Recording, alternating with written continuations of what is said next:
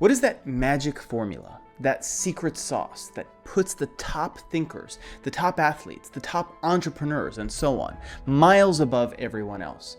Well, over my years of working alongside both highly successful entrepreneurs and academics who are in the top 1% of their fields, I've identified certain common traits among these people that you can start adopting right away. And these traits fall into 3 categories. 1, efficient causes, 2, final causes, and 3, formal causes. Starting with the first one, efficient causes. Now, you might be wondering what these terms mean, and no, I didn't just invent them myself.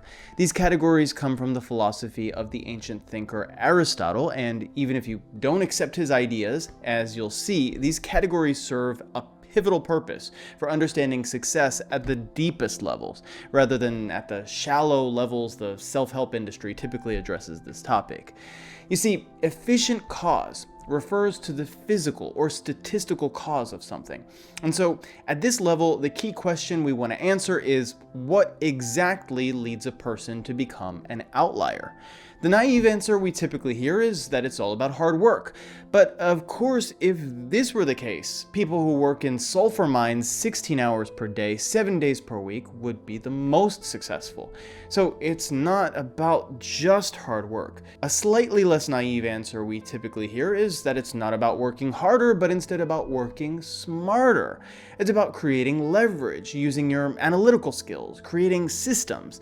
But how many PhDs out there exist who have great ideas, but who have not only not been recognized for their hard work, but who also struggle financially, emotionally, socially, or even intellectually?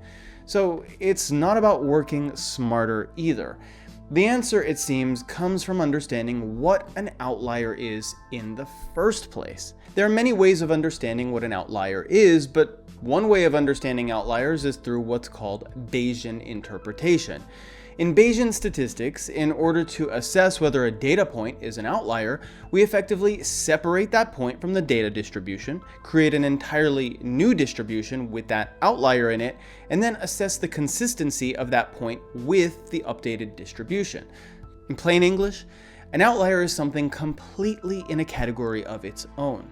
It behaves fundamentally differently than others.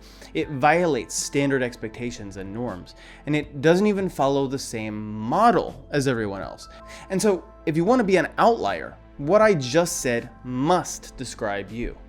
But the question remains, how can you achieve this? Well, let's be brutally honest. It's about resources and connections.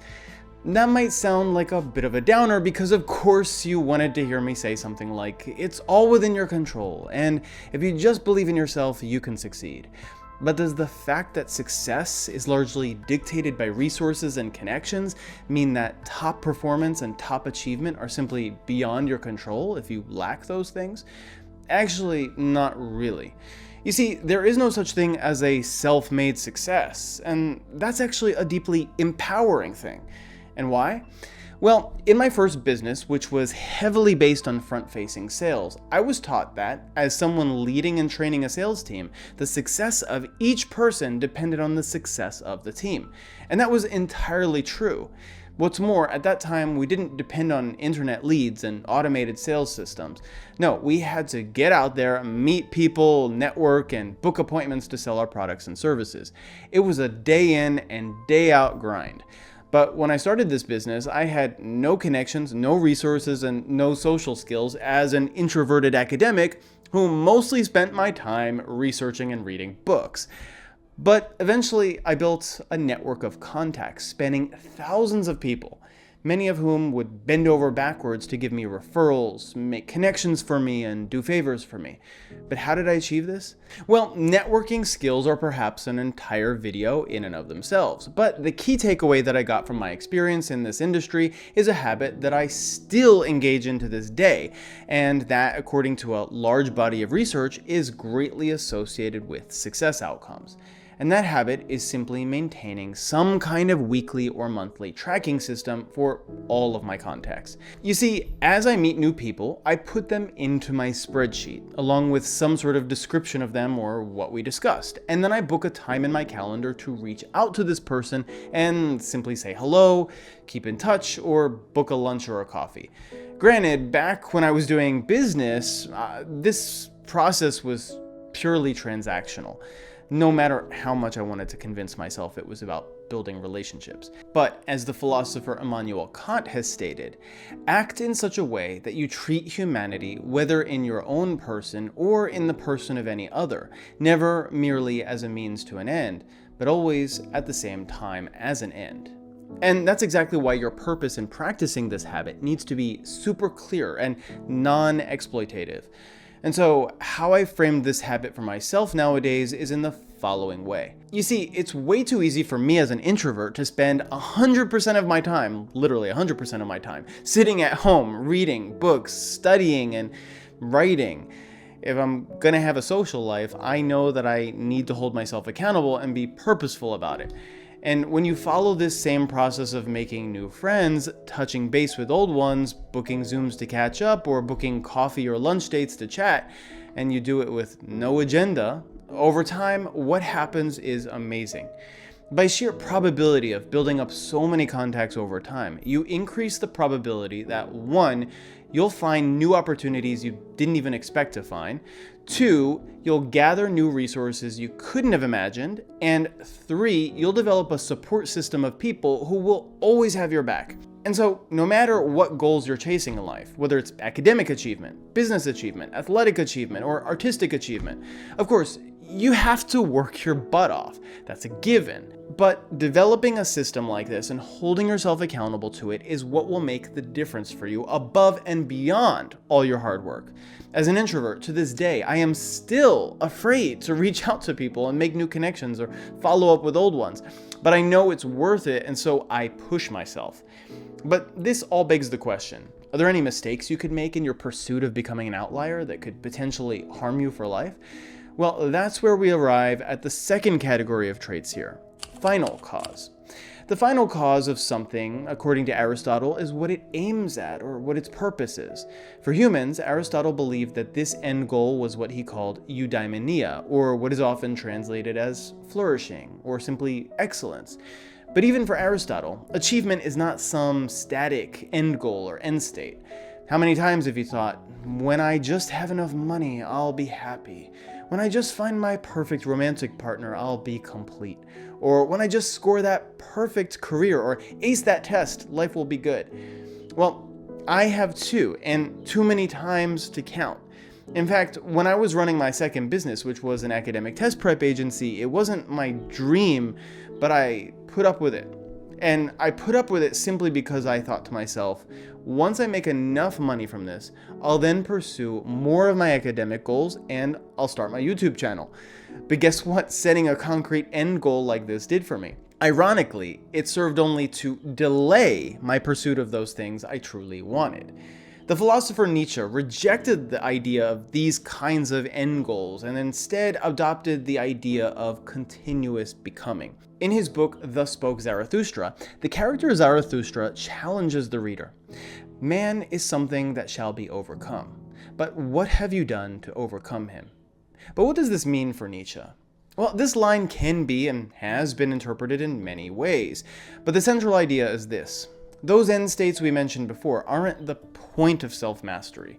Instead, it is self-mastery itself that is the point.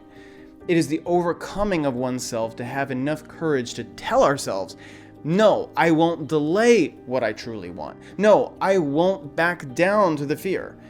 As in the definition of the outlier we gave before, it is to tell ourselves, I will stand in a category apart. I will stand in a category of one. And so, in a very real sense, the goal is a mirage, an illusion. Instead, the process itself is the goal. So, what truly is your goal, and why? I was recently hosting a live stream, and one of the attendees told me his goal was to become a billionaire. And of course, more power to you if you want to achieve lots of wealth. But the key question I asked him is why? And an even more important question you should also ask yourself is not only why, but going deeper, how do you know that that's your true goal in the first place?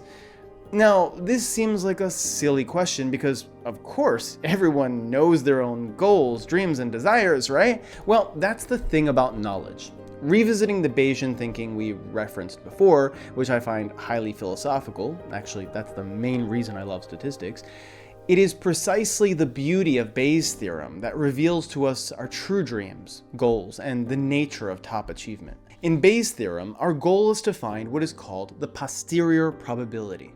In other words, our goal is to find some sort of truth about the world. But when we begin reasoning about something, we have no evidence at all. We have no experience at all. And so we base our beliefs on a sort of naive feeling or assumption, as in the example of a small child naively telling their parents they want to be an astronaut when they grow up. This naivete is represented by the part of the equation called the prior probability. But what happens as you go through life? What happens as you experience more things? What happens when you try something just to try it, take a risk just to take it, and engage in some activity you thought you'd hate, but which you end up loving? Well, that posterior probability ends up getting updated. And in being updated, it goes on to update and refine the prior probability repeatedly over and over and over again throughout your life until that original belief or desire to be an astronaut is no longer so naive. Your desire, you find, has completely changed. Or maybe it hasn't. Maybe you find you do really want to become an astronaut. But what happens if you don't purposely try new things, meet new people, expose yourself to new ideas you might disagree with, or take new risks? Well, quite simply, that process never happens. In other words, if you don't engage in these kinds of experiences regularly, you will never truly own your own beliefs and desires. They'll simply remain some naive beliefs and desires borrowed from someone or something else. And that is the true implication of Bayes' theorem. One of the biggest lessons I've learned in transitioning from an academic to an entrepreneur to an academic entrepreneur is this: don't be married to your first idea. Be open to change and adjustment, and even to completely reinventing yourself. It's implausible your first idea will be the best one. But what other mistakes can we make that will ultimately sabotage us from achieving that outlier status? Well, that brings us to our last category of traits: formal cause. According to Aristotle, formal cause has to do with what he calls to tien enai, which has often been translated as essence, or which you could think of as the identity of the entity in question. In this case, how does understanding the identity or essence of achievement help us attain it? Well, a fatal mistake I have made on my own path is that of equating success with ego. We are so often driven by an unhealthy expression of our ego, by wanting to be better than others, by a sense of superiority. You might ask, but what's wrong with this? Isn't it good to pursue superiority? If not, everyone would simply give up on achievement altogether and we'd end up with a world full of mediocrity. But this isn't the case, and by virtue of a simple truth. Factual measurement is not identical to subjective attitude. In other words, why is this attitude necessary for achievement when we can think of at least one of many possible alternative attitudes? Here's one alternative, in fact. What if your desire to improve yourself and to master yourself were motivated in large part not by your desire to be superior to others, but instead by your desire to empower others to join your level of self-mastery? What if it were motivated by the desire to hold others around you to higher standards, to lift others up instead of demeaning others out of fear? You see, we often view being an outlier as what is called in game theory a zero-sum game. That is, we perceive that if others win, we automatically lose. But what if achievement is instead what is called a positive-sum game? in which the benefits generated by more achievement and collaboration are greater than the sum of what each individual could achieve on his or her own. Sure, if there are only 2 job positions open for your dream job and there are 100 candidates, 98 must not get that job. And if there are only 20 open spots for acceptance to a competitive school and 1,000 applicants, then 980 must be rejected. But it's the rejection itself that makes you successful. It's the rejection that feeds that Bayesian updating system. After my first 68 appointments in my first business, I made only 2 sales. After 10 to 12 rejections from academic publishers, I got my first book published.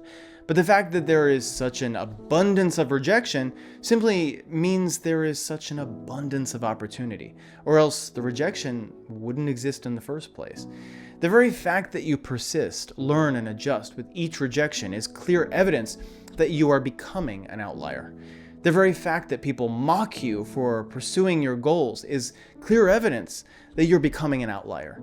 Because being an outlier has less to do with your accidental qualities and more to do with the essential features of your mind.